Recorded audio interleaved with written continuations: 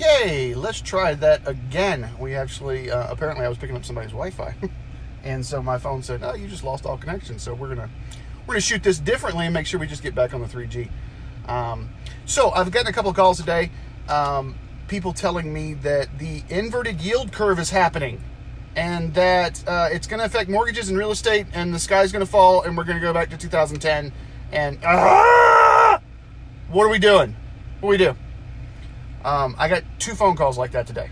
Now, the second one I got the call was a good friend of mine. So when he said that, I had no problems looking at him going, do you even know what an inverted yield curve is?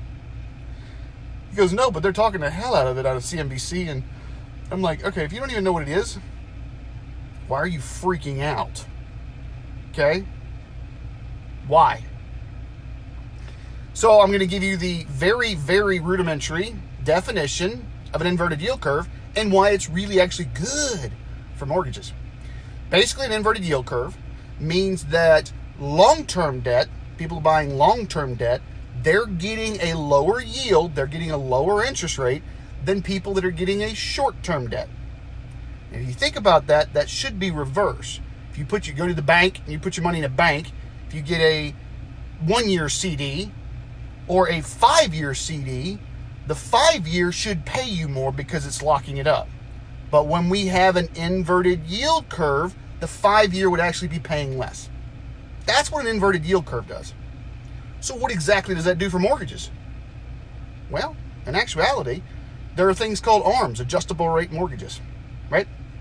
Those adjustable rate mortgages are 3 years, 5 years, 7 years, 10 years.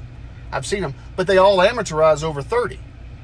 But if the short term, those ARMs, are paying more, it costs you more than the long terms, a 30-year fix, this actually inverted yield curve is a good thing for mortgages.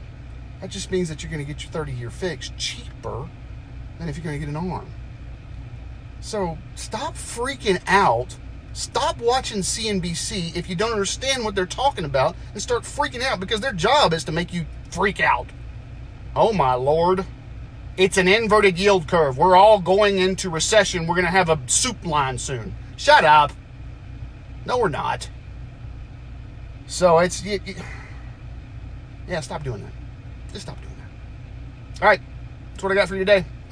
This is going to actually be the podcast. So if you're not watching me Facebook Live and you're listening to me on Stitcher or iTunes or SoundCloud or one of the others, get over to Facebook, facebook.com/Shane Willis, the Realtor. Hit subscribe so you can see all these things. And just turn the television off. Just turn it off. Have a good one.